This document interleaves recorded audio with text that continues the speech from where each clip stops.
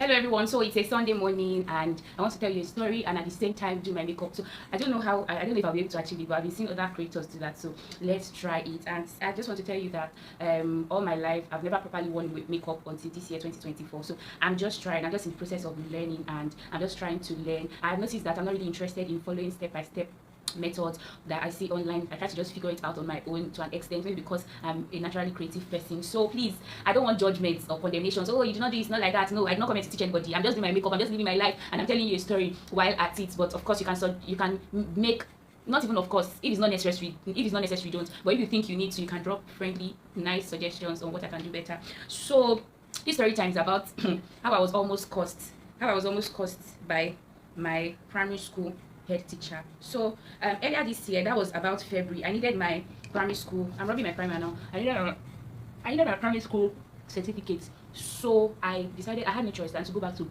my primary school. So the backstory about my primary school is that when I was in my primary school around 2004 sorry, around 2004, 2003, 2005 till I left in 2007, my primary school was the most popular in the town where I lived. It was like the biggest and the most popular. But over time, other schools have come and they have they have taken over and they have taken over. So my primary school is not only not the most popular again, but my primary school is almost dead. Like I don't know if now they can boast of up to like 60 students anymore. And before, like growing up here, because of how big my primary school was, I used to be confused about seeing other schools because my primary school have primary 1A, B, C, D. It even got to a point E. Then I think it also got to a point where they had to provide for F. It was big and then it was spacious. It had what's the name? It had it had a field like where we used to do our inter-house sports and everything. That was how big my primary school was. So when I saw other schools without a field, I used to be confused. I used to be like, why don't you have a field? Because I grew up in a school, I went to a school that had a field. So I used to be like, how come you don't have a field? I didn't really like, that was not my reality, so I couldn't really relate that kind of thing. Can you imagine? I've been doing my makeup with the camera instead of my mirror. Sorry, pardon, my mirror. It was cheap. That's why I got it, and that was what I thought I could afford best at that time. So I remember in my primary school, I used to wonder, like, how come you people, you don't have fields in your school? But I never voiced it out. I just used to think of it in my mind. I used to wonder how they used to cope without a field, without a large premises. And I used to be confused that other schools had just like primary 1, primary 2, primary 3, and they didn't have the primary 1A, B, C, D. That was how big my primary school was. But now, I don't think they can even boast of up to 60 students. So my primary school is no more big like before and everything. They tried to have a secondary school, but after maybe like 7 years or so, the secondary school also collapsed. Because I remember when I was job hunting like last year, I went there and I was asking to get a job to teach in the secondary school arena. And then they told me that they didn't have a secondary school again. No, that is primary school. Could I teach primary 3 or something like that? I was like, no, I couldn't. That's side story, don't mind me. So I went there to get my primary school certificate, and when I got there, I met the principal. The principal I met wasn't the principal that, sorry, headmaster. The headmaster I met was not the headmaster that was there when I was there. It was a new person, but it's a new person that is now there. The one that was there, he is dead now. He was a Ghanaian. So I went, and then when I got there, I was like, I want to get my primary school certificate. And the man was like, oh, wow, not wow, sorry. I'm getting distracted, but I'm just trying to. So he was like, oh, okay, and that I was going to pay 13K to get it. So he asked them to check the register of my class, my last class there, and then they saw that it was my name was indeed in the register. I passed out from primary 4. I left secondary school at the age of primary 4, so it's GSS 1. So the man was like, you didn't even make it up to primary 5. Won't that be extra? That would be like extra stress for me. I was just like, Then it got to the point, I was like, my son name is no more Ojayemi, because my son name used to be Ojayemi before my father changed it when I was in JSS 3. My parents changed it, not my father. My parents changed it to Adeleke. So the man was like, you even change your son name again. It's no more Ojayemi, it's now Adeleke. Wow. So the other head teacher, I think the head teacher for the nursery school session, that one, she was there as a teacher when I was still in that school. She was there, so she was there. I remember an incident even happened. If you watch the video, I have a video that I made in about like 2017 where I said that my primary school teachers thought I was a witch. There was a teacher that addressed me about it, and she was saying, don't carry my name to your evil coven or something like that. So the same woman, she was there. So she saw me and she was trying to remember who I was, and then I told her, I helped her to recall. And then she was like, oh, because my sister had an accident in my primary school that damaged her finger and disfigured her thumb till today. It wasn't funny. So she was like, so that's what I used to remind her. She was like, Ojayemi that lives in so. I was like, yes. She was like, you people, once you leave this primary school self, you people will not remember us again. We won't hear from you, blah blah blah blah. I was like, anyway. So then I said I should pay the 13K. I was like, okay. They now told me to go and pay in the office of this other woman or this second woman. When I got there, she was like, oh, okay, that do I also want testimonial, my primary school testimonial? I was like, oh, okay, no problem, bring the testimonial now. It's fine, let me have the testimonial. She was like that, okay, testimonial will cost 5K.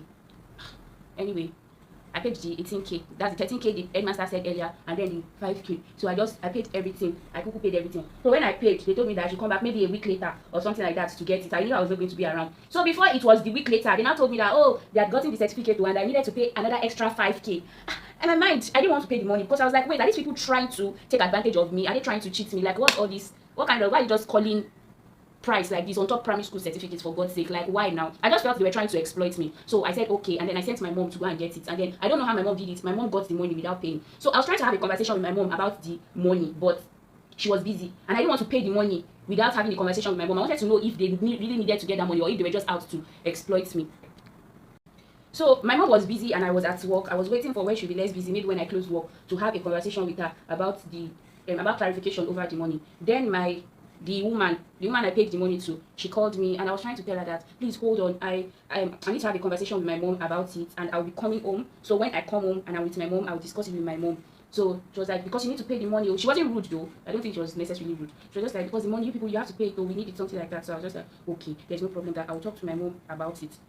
So after she cut the call, the primary school teacher himself, the headmaster himself, he also called me and he was like that, that the money, you need to pay it to be necessary. I think I was just like, okay. And then he tried to call me again and I didn't pick it because I was just like, you people should not put pressure on me and you people should not kill me before my time. So he was the next thing, I just saw a voice note. I was at work. I just saw a voice note. It was like, hello, that we've tried to ask you to pay that money, but it will be a bad experience if you do not pay that money. If you do not pay that money, it will be a bad experience because I paid it for you and you need to refund me. So I was like that.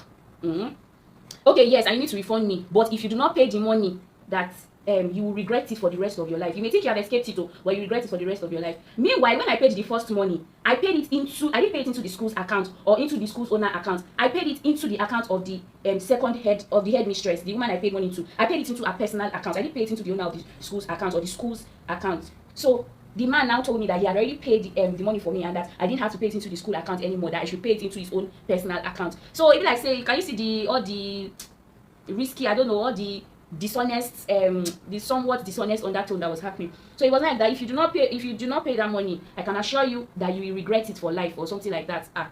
So I forwarded the message to my brother's wife, my sister-in-law, because I told her earlier and I was like that, I don't think we need to pay the money. It seems they just want to exploit me. So when she saw the voice note, she was like that, no, please go and pay that money. Then I forwarded it to my mom.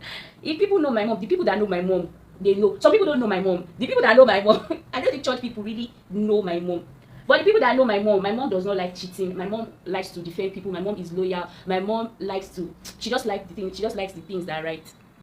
My mom doesn't like injustice or things that are not right.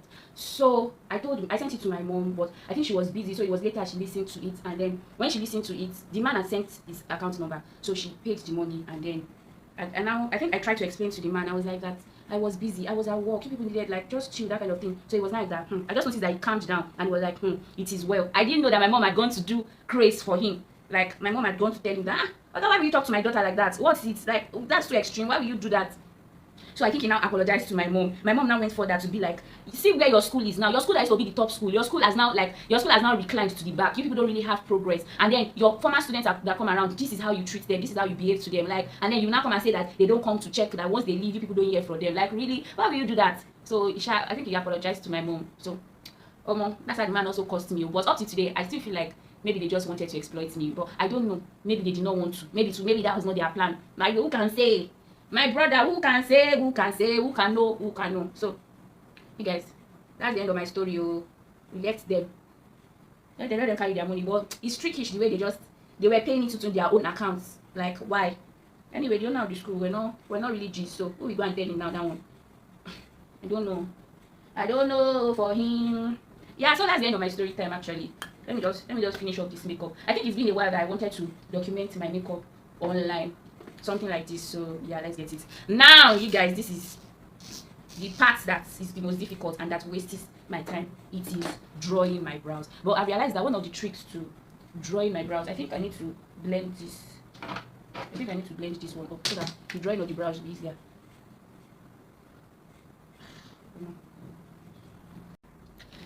One of the ways to make the drawing of my brows easier is by using gel, like hair gel. My sister taught me the trick.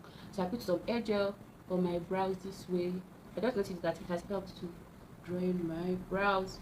So you guys, as a child, I used to look like my mom a lot. Like, almost everybody will say it. You look like your mom. Is that your mom? Oh my god, photocopy, carbon copy. You guys look so much alike. And guess what? In recent times, and then they used to say my sister looks like my dad.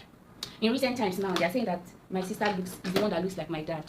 Like people see my mom and I, and they can't really say, oh, that's her mom immediately, like the way they used to say in childhood. And it's paining me. That's the truth. It's paining me. I don't have a problem with looking like my dad, but I just like the attention of, oh, that's your mom, people look alike, the carbon copy, that kind of thing. But now I think I'm now looking like my dad, but I'm now looking like my dad, but that striking resemblance is not there. So so that at least if you want to say I look like my dad, see my dad today, see me tomorrow and say, oh, I saw somebody that looks like you, is that your dad? That kind of attention. But now it's like I'm gradually looking like my dad. I actually just realized that before my face used to be V shaped. I think it's still V shaped, but now I think it's getting rounder. Like my cheeks are getting more pronounced. So you guys see the trick of that using gel. Can you see that it's helpful? So, and then you guys, yeah, so I'm gradually I think I'm looking like my dad. Actually, I better look like my dad if I'm not more looking like my mom, because I don't want a situation like I need to look like one of them. I don't want a situation where I say, oh, your grandma you look like, or something. Like, I want something that you see, oh, mama be this. Not the one that you're asking, is that mother. I want that kind of resemblance. So, you guys, I'm beginning to think that my foundation, is it too much? I don't know. Let me try to blend it more, because I don't want to be looking. So, anyway, you guys, I realized that whenever I want to draw my left brow, whenever I want to draw my left brow, my left ear begins to itch me. Like, it begins to itch me. I'm just laughing, but it's not funny. Oh, the thing is giving me headache, like pissing me off. I don't like it. Like, I've noticed over and over again, like, to just be tickling me for not just reason. Like, why? Who else experiences this? Like, hey.